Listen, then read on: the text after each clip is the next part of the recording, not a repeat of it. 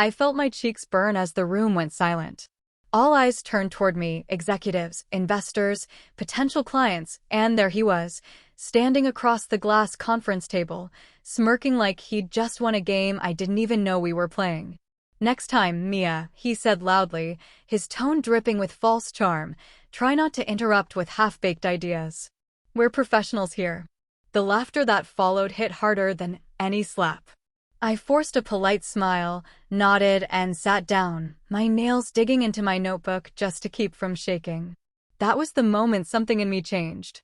My name is Mia Reynolds, 28 years old, senior account strategist at Northbridge and Company, a high-profile consulting firm that prided itself on team synergy and leadership transparency. Funny words, considering my team leader, Ethan Cole, wouldn't know teamwork if it hit him in the face. Ethan was the kind of boss who wore expensive suits and empty confidence. He didn't manage projects, he managed perceptions. My ideas? His presentations. My late nights? His applause. And yet, despite the quiet resentment that had been building in me for months, I still believed that good work would speak for itself. Until that meeting. It was a high-stakes pitch for a multi-million-dollar client, Briar Tech Solutions. I'd spent 3 weeks preparing, running simulations, and designing the presentation deck that could win the account. Ethan barely showed up until the final rehearsal, tossing in buzzwords like market agility and vision-driven scalability to make it sound like he'd contributed. But that morning, something felt off. He was unusually talkative, cracking jokes, trying to dominate the conversation. When it came time for me to present, he interrupted 3 times, subtly undermining me in front of the clients, correcting points that didn't need correction, laughing at things that weren't mistakes. And then, he said that line. That single, public humiliation that turned the room against me. I remember watching him charm them afterward, smiling and shaking hands while I quietly packed my things. Later that evening, as I sat in my apartment overlooking the city, my mind replayed the moment on loop. Maybe I'd misread it, I thought. Maybe he was just stressed. That's what I kept telling myself. Because admitting the truth, that Ethan wanted to make me look small, hurt more than the embarrassment itself. He'd always been a manipulator, but subtle about it. The kind who complimented you right after cutting you down. "Don't take it personally, Mia," he'd say with that smooth grin. "You're talented, you just need a bit more polish." I used to thank him for his guidance. Now I realized he'd been sharpening his knife with every word. The next morning, I came into the office early, like always. Ethan's door was already open.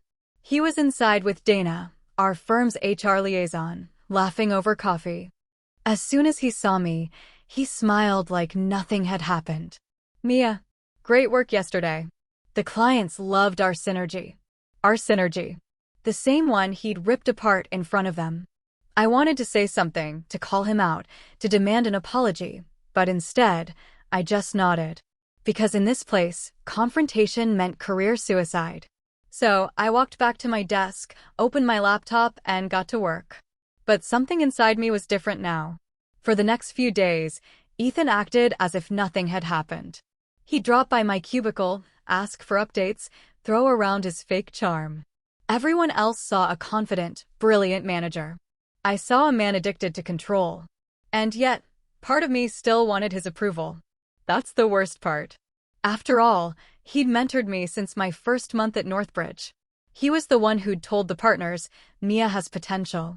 He'd given me opportunities, though now I realized, always on his terms. Maybe that's why I ignored the signs. Like how he'd suddenly started locking his office door when on client calls. Or how the presentation decks I sent him for review would mysteriously end up in his folders, renamed under his initials. I noticed. I always noticed. But I stayed quiet. Because silence was easier than admitting I was being used. Still, something about that meeting wouldn't leave me. That smirk. That deliberate tone. The way he enjoyed the laughter at my expense. When Briar Tech's project kickoff email arrived 2 weeks later, something strange caught my eye. The attached strategy proposal had my entire framework, word for word. But the author? Ethan Cole. My heart pounded as I read through the document. He hadn't just taken credit. He'd erased me completely. That's when I knew this wasn't an accident. It was calculated. And for the first time, I stopped making excuses for him. I didn't know it yet, but the quiet humiliation in that conference room was the spark. The start of something far bigger. Because if Ethan Cole wanted to play dirty, he was about to find out I could play smarter. It started small, like a whisper you almost mistake for wind. The Monday after the BriarTech pitch, the office felt colder. Or maybe he did. Ethan didn't look at me the same way anymore. His tone had changed, too polished, too performative. The man who once called me his right hand now acted like I was invisible unless someone else was watching. I tried to shrug it off, convincing myself I was just overanalyzing. Maybe I was still raw from that meeting. But deep down, something about his sudden distance didn't feel accidental. That week, we had a follow-up call with BriarTech's executive team. Normally, I'd be the one walking them through performance metrics and next steps. But this time, Ethan handled everything. He didn't even invite me to the meeting. I only found out because Sophie, one of our interns, accidentally mentioned it at lunch. Ethan said you were too busy with the analytics deck, she said casually, biting into her sandwich. He didn't want to overwhelm you. Too busy? I nearly laughed. The analytics deck was done. I'd sent it to him 3 days ago. That was the first red flag. He was deliberately keeping me out. Still, I tried to stay calm. I'd seen Ethan's temper before. Calling him out could backfire. So I played along, doing my work, acting unaffected. But when the BriarTech team emailed him for clarifications on my data models, my patience cracked. I knocked on his glass door that afternoon. He looked up from his laptop, smiling like a politician mid-speech. Mia, come in. What's up? I swallowed my frustration. Just saw the BriarTech thread. They had some questions about the analytics, ones I could have clarified directly. He leaned back, folding his arms. Yes. I already handled it. I noticed. He tilted his head, amused. You're upset. I just think it'd be more efficient if I communicated with them directly. I built those models. His eyes sharpened, just for a second. Mia, I know you're passionate about your work, but let's keep things in perspective. Clients need one voice. Consistency matters. One voice, I repeated quietly. Yours. He smiled again, like I'd just proven his point. Exactly. I left his office with a polite nod, but my chest felt heavy. He'd drawn a line, one I hadn't realized existed until now. That night, I stayed late at the office. The glow from my monitor was the only light left in the open floor. As I reviewed project files, something odd caught my attention.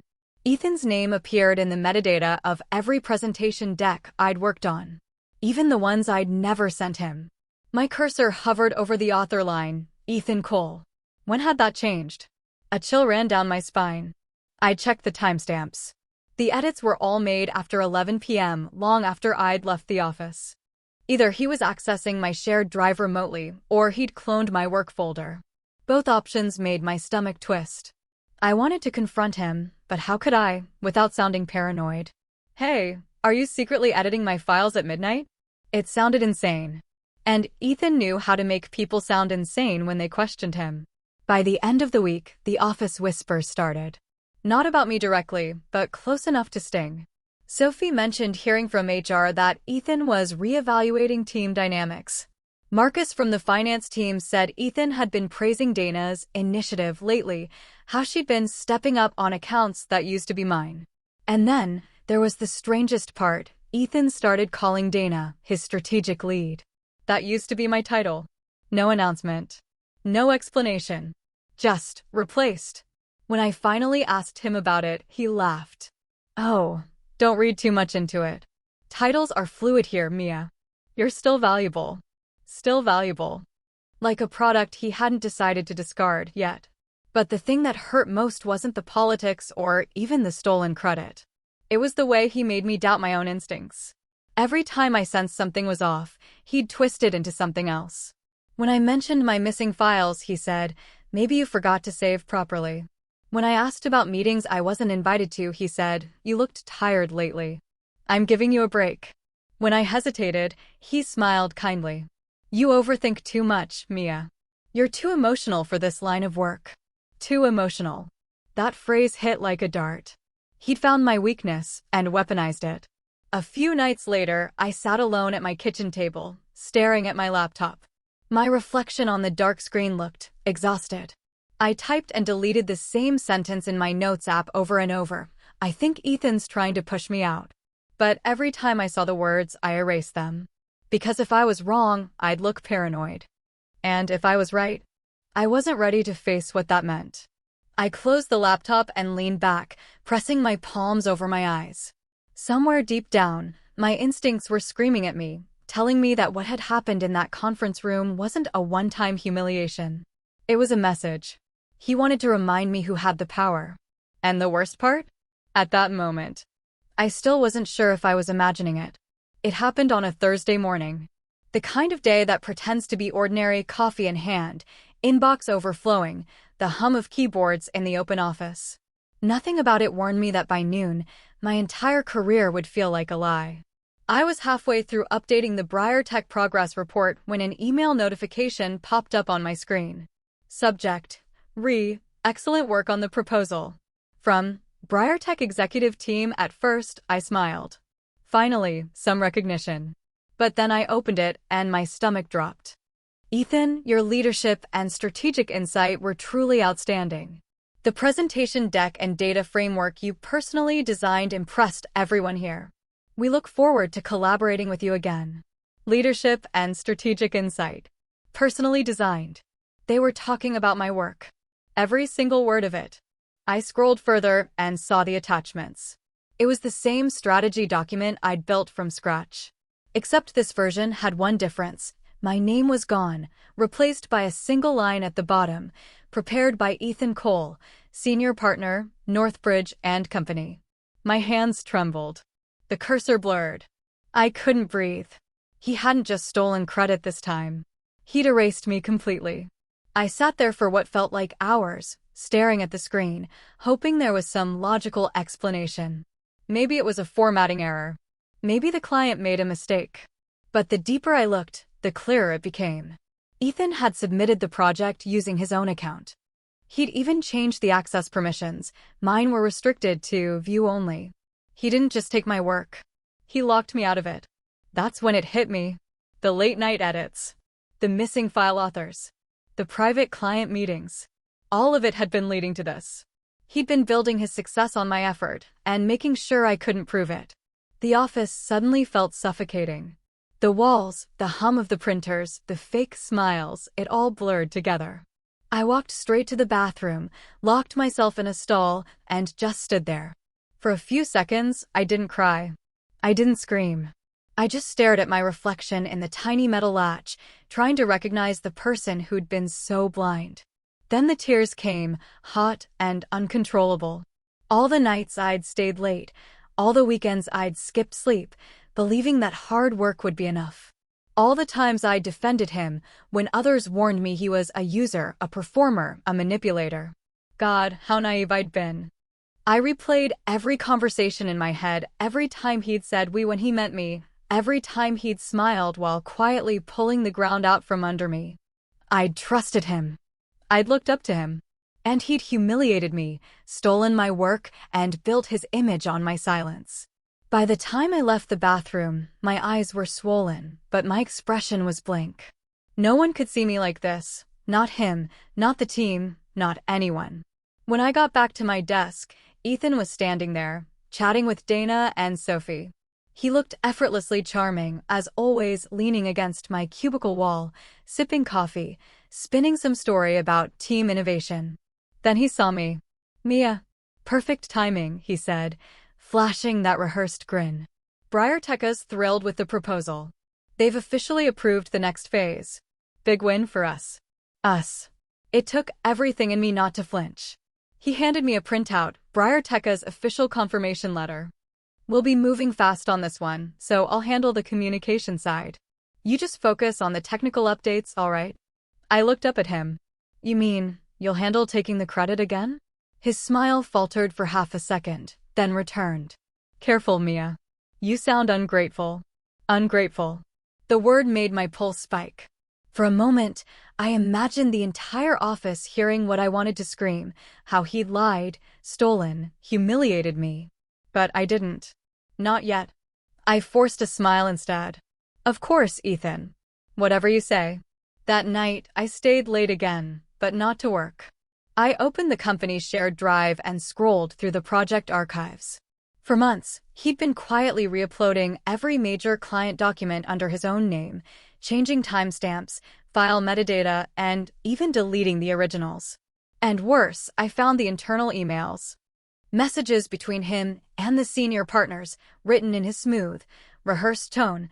I took the liberty of restructuring the analytics Mia drafted. I've been guiding her closely. She's bright, but still needs direction. Appreciate your trust in me leading this account. Mia's learning a lot under my mentorship. Mentorship.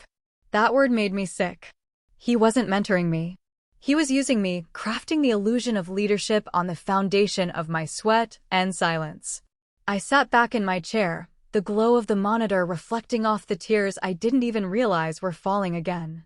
For the first time, I didn't feel embarrassed. I felt empty. Hollow. Like something had been carved out of me. But underneath the pain, something else began to rise. Not rage, not yet. Something quieter. Colder. Clarity. Ethan Cole had built his career by stealing from me and humiliating me when I got too close to the truth. And he thought I'd stay quiet because that's what I'd always done. But that night, as the city lights flickered through the office windows, I whispered to myself, not anymore. I started a new folder on my desktop, project_truth. And as I began copying files, screenshots, and timestamps, one thought kept repeating in my head like a vow: he embarrassed me in front of clients. Now it's my turn to expose him. The office was silent when I walked in the next morning, but it didn't feel like the quiet I'd grown used to. It was heavy, thick, as if the walls themselves had learned my betrayal. My heels clicked against the tile, each step echoing louder than it should. I passed Ethan's office. He was already inside, sipping coffee, perfectly composed. He looked up at me with that smirk I had once admired, the one that now made my blood boil. I forced myself to look away, straight to my desk, and sat down. For the first time in months, I didn't feel small. The truth had hit me like a freight train. I'd been used, humiliated, and erased. And the hardest part? No one was coming to save me. Not my team. Not HR. Not the partners who nodded politely at my presentations while he polished the credit. Pain, I realized, was only the beginning. I opened the project_truth folder I'd started the night before. Screenshots, timestamps, emails, everything Ethan had ever touched or altered was here. It was like holding the evidence of a crime I hadn't known I'd been a victim of. And suddenly, something shifted. Pain morphed into clarity. Confusion into focus. Hurt into purpose. He had underestimated me. He always had. I took a deep breath and let the anger settle. Not the hot, blinding anger that made me want to scream or storm his office. No, this was quiet, precise, like steel being forged. For the first time, I acknowledged something I had been avoiding. I had the tools. I had the knowledge. I had the evidence. All I needed was strategy. I would stop waiting for justice from others. They weren't coming. The world wouldn't hand it to me. I had to claim it myself. I spent that morning reviewing every interaction I'd had with Ethan, every project he'd touched, every conversation where he'd taken credit for my ideas. It was painstaking, but as I traced each thread, I started to see patterns, predictable, manipulable patterns. He was meticulous, yes, but meticulous to cover himself, not to anticipate someone like me. I remembered the late nights, the overlooked details, the files I'd hidden in backups. Every instinct I had ignored because I wanted to trust someone who didn't deserve it now became my armor. By noon, I had a plan forming in my mind. Not a rash revenge scheme, not a confrontation that could backfire. A careful, calculated path to reclaiming what was mine. For lunch, I walked to the small cafe around the corner instead of eating at my desk. The cold air hit my face, and for the first time in weeks, I felt grounded. No one at the table had opinions that mattered. No one at the cafe had power over me. I wasn't just a cog in Ethan's machine anymore. I was the one who knew how the machine worked. I replayed the humiliation, the lies, the manipulations in my head, but I didn't let them make me bitter. I let them make me strong. I realized that being wronged isn't the end. It's the catalyst. Pain is a teacher. Betrayal is a lesson. And if you survive it, you become sharper, faster, smarter. Back at the office, I implemented the first part of my plan.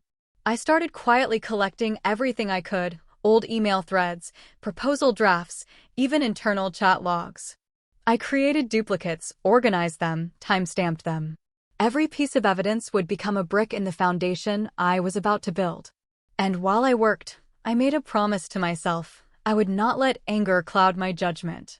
I would not rush. I would not be reckless. Because if Ethan thought he could humiliate me, erase me, and walk away unscathed, he was gravely mistaken. By the end of the day, something inside me had shifted irreversibly. My reflection in the office window no longer looked small or weary. It looked deliberate, controlled, and dangerous in the quietest way possible. I wasn't seeking vengeance yet, not the kind that burns bright and leaves chaos. I was reclaiming my power. I was preparing the storm. And somewhere deep down, I knew he would see it coming too late. Because I wasn't the naive girl who had trusted him anymore. I was the woman who had learned how to fight without anyone noticing until it was too late. The smirk, the lies, the humiliation, they had all fueled me. And now, they were tools. The quiet before the storm had never felt so exhilarating. For the first time since BriarTech, I felt like I was moving with purpose instead of being pushed by panic. The anger that had simmered in me became a careful, clinical focus. If Ethan had turned my work into his brand, I would turn his habits into evidence. If he'd learned to steal with confidence, I would teach him what exposure felt like: slow, inevitable, absolute. My first rule: be invisible while I built the case. The office noticed nothing, my schedule stayed the same, my demeanor unchanged, because the most dangerous people are the ones who look harmless. I started where the trail was thickest: files. I had copies of every version of my proposals, but digital forensics require more than duplicates. So I dug deeper. Old drafts from my personal backups. Cached emails in sent folders. Logs showing who accessed what and when. I pieced together a timeline that read like a confession: late-night edits under Ethan's account, files re-uploaded with modified metadata, client messages that referenced work I'd drafted before he'd ever opened the file. But evidence without witnesses is a whisper. I needed people, quiet allies who couldn't be bought by charm and who had their own reasons to want truth. Sophie was the first. She'd been a stumbling source of truth before, an absent-minded intern who'd blurted about the meeting. So I approached her like I would a shy colleague, casual, grateful, offering mentorship rather than interrogation. I showed her a tiny piece of the puzzle, an early draft with my annotations, and asked if she still had the old folder she'd used to practice slides. She did. She hadn't known it was important. She just thought it was practice work. She handed over a folder full of timestamps and cached thumbnails that corroborated my versions. I thanked her with coffee and a steady smile. She left the exchange thinking she'd helped a friend, not engineered a coup. Marcus in finance had a different leverage point: audit logs. Numbers don't lie. He was bitter about how Ethan sidestepped budget controls and took credit for deals that padded his bonus. I fed Marcus facts slowly, questions that sounded innocent until they revealed patterns.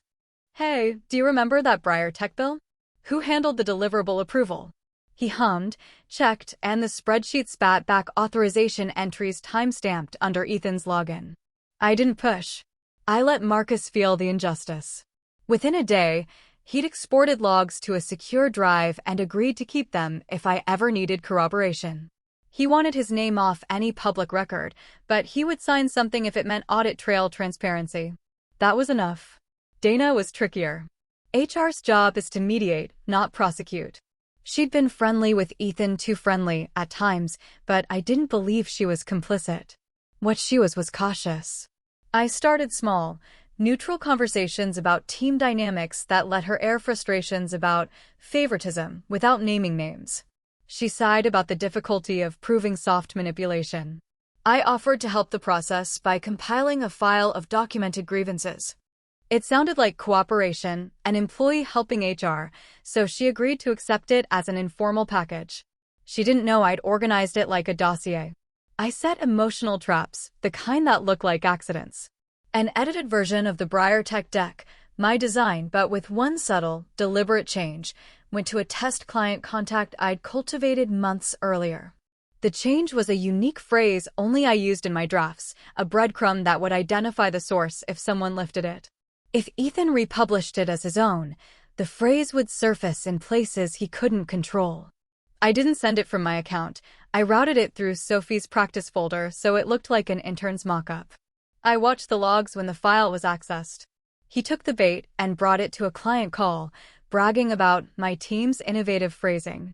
The call recording, saved and timestamped by the client's internal system, became another piece of the mosaic. Every move was careful, each action a small, quiet lock on the larger chain. I documented conversations with neutral language and precise dates.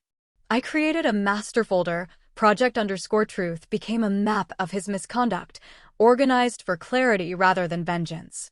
I backed it up in 3 places and encrypted the files so no one could tamper without leaving a trace. Most importantly, I cultivated plausible deniability. If Ethan ever sniffed around my desk or asked Dana what I was doing, she would say she thought I was just cleaning up client notes. If he checked logs, he would only see the innocuous access patterns I'd left in place. The real traces were layered where only people and time could uncover them. He still believed I was broken. He still sent those smug, patronizing emails, assuming I'd fold back into the role he'd assigned me, quiet, efficient, grateful. He bragged in partner lunches about leading accounts I'd built. His arrogance was a tool. The more visible his bravado, the easier it was to show how hollow it was. In the quiet hours before I acted, I rehearsed the reveal in my head, not a public spectacle of shaming, but a surgical exposure designed to remove his mask in front of the people whose opinions mattered most. Partners, clients, HR, everyone would see the truth at once, and the lies would have nowhere to hide. I closed my laptop that night with my hands steady for the first time since the BriarTech meeting. The storm was planned, piece by piece. The lightning had a target. I'd built the thunder. All that was left was the moment I'd pull the thread and watch the whole structure unwind. And somewhere downstairs, Ethan toasted another big win, clueless that his empire was already logged, copied, and ready to be dismantled quietly, intelligently, irrevocably. My first move was invisible, a single, encrypted message to the 3 partners who actually mattered, the ones who signed the checks and set promotions. No accusations. No drama. Just a file labeled BriarTech Audit and a short line, review when convenient. Explains the timeline. I sent it at 7:12 a.m., when the city was still uncoupling itself from sleep and Ethan was polishing his smile for another partner breakfast. Then I did what I'd been rehearsing for weeks. I walked into the firm late, composed, with a coffee in hand and a face that gave nothing away. By 9 a.m., there was a message pinging on my desktop, meeting, partner's room. 10 a.m. Ethan had volunteered to brief everyone on the BriarTech acceleration. Of course he had. Confidence is a mask, arrogance is one size fits all. I sat at my desk and watched. The partners entered, took their seats, and Ethan began with the usual flourish, charts, buzzwords, the practiced cadence of a man who'd been practicing his own legend. He clicked through the slides, smiling into the lens of his own narrative, while I felt the quiet architecture of my case tighten like a noose around his certainty. At 10:12, without standing, I sent one more message to the partner's private thread. Please open the attached BriarTech audit. I watched their expressions change from curious to cautious to very quickly concerned. Ethan didn't notice at first. He was mid-sentence about ownership of intellectual property when the partner's lead, Claudia, cleared her throat and said, "Ethan, we just received a packet from Mia. Will you mind if we review it first?" His smile flickered in the way bad lighting makes a polished tannery blink. They opened the file. The first page was clean, a timeline. The next pages were layered screenshots of original drafts with my annotations, cached thumbnails from Sophie's practice folder, server logs with IP addresses and timestamps that didn't match my access, and a recording of Ethan on a client call him, taking credit in his own voice for the framework I'd authored. The breadcrumb phrase I'd seeded in the mock deck floated on the page like a match in a dark room, undeniable and pointed. Silence stretched. Ethan's face, so used to being the sun everyone orbited, reddened like a person noticing smoke in their shirt pocket. Claudia scrolled. Marcus's spreadsheet exports were there, audits showing changes made under Ethan's credentials at 11:23 p.m., 1:05 a.m., times he claimed were out of office. Dana, who sat nearest, shifted in her chair and swallowed. He stammered. This is inaccurate. There must be a mistake, file corruption. Someone could've. The partners exchanged glances. They had been fond of Ethan. He'd been good at being seen. But fondness doesn't stand up well against logs and voices and concrete timestamps. Ethan, Claudia said, very quietly, explain how our client has a deck prepared by you that matches Mia's drafts, and why our internal audit shows edits performed under your account after office hours. Her voice was a scalpel. He sputtered excuses, claiming oversight, claiming mentorship, claiming that any metadata could be altered.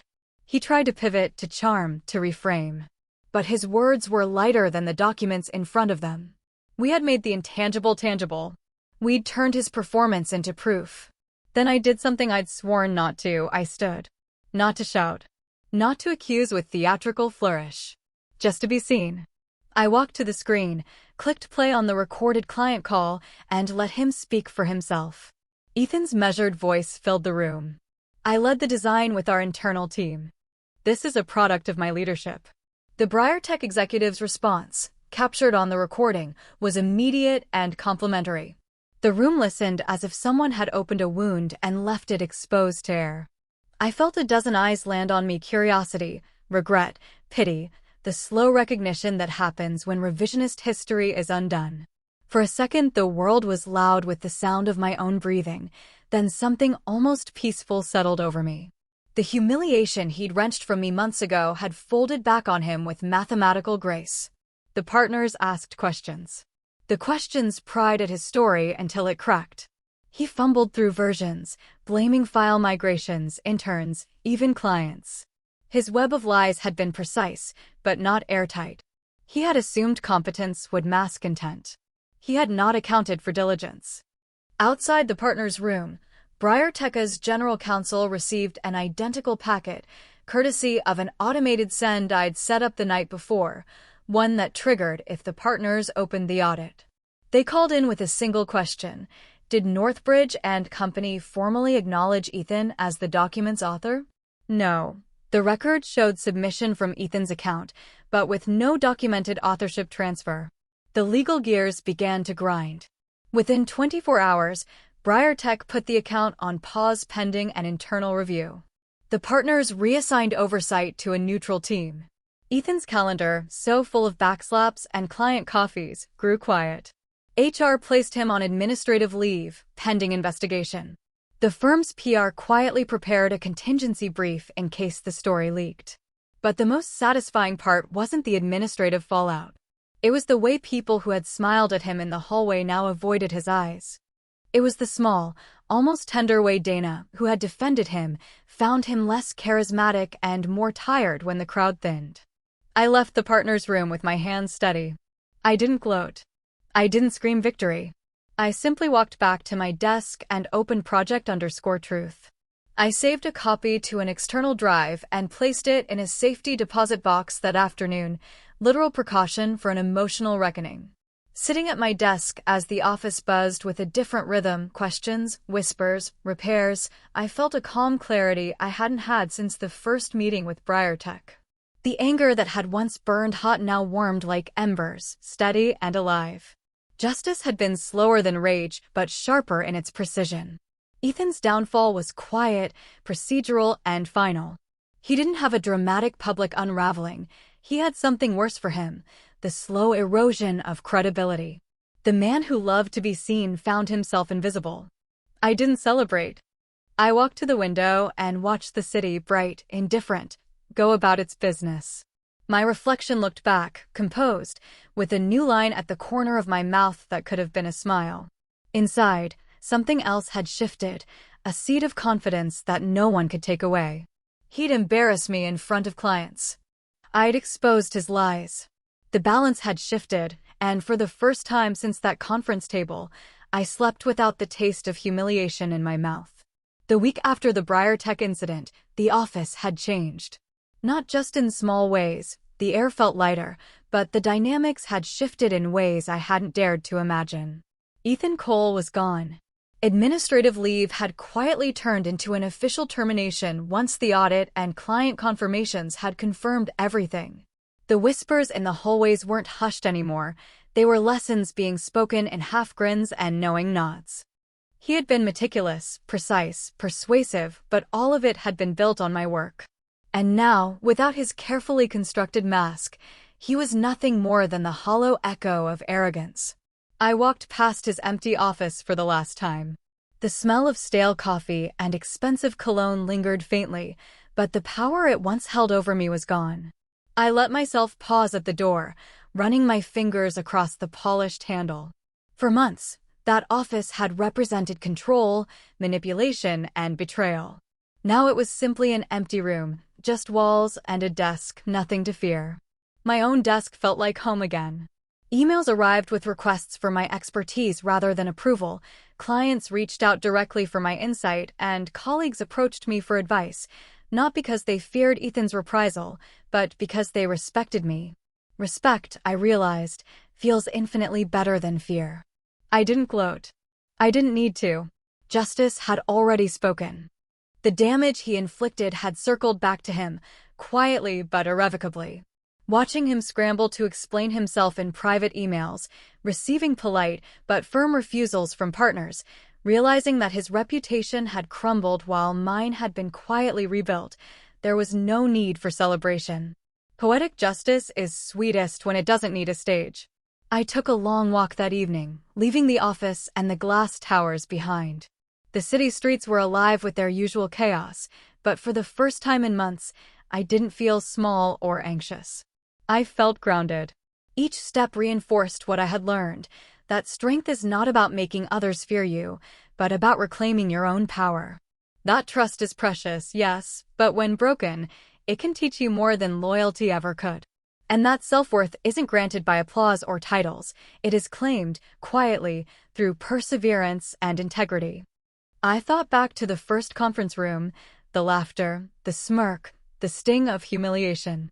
And I realized something: he had given me the ultimate gift without knowing it. He had shown me exactly what I was capable of when pushed to the edge. Friends and colleagues noticed a subtle shift in me after that. Calm, composed, unshakable, not arrogant, but unafraid. Some asked if I felt vindictive. I didn't.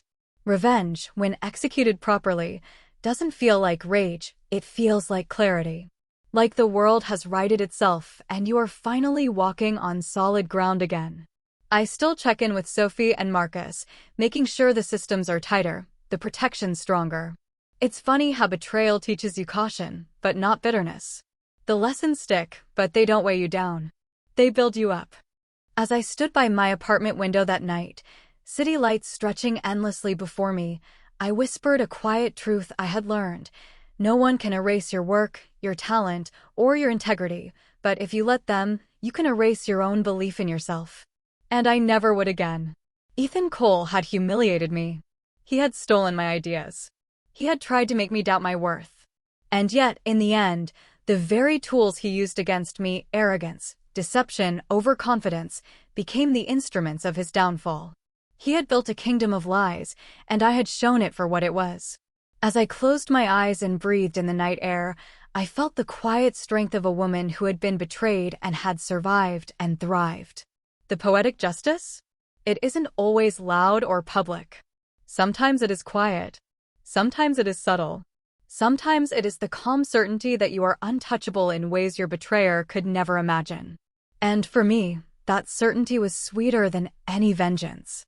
To anyone watching this story, have you ever been betrayed by someone you trusted? How did you handle it? I want to hear your stories.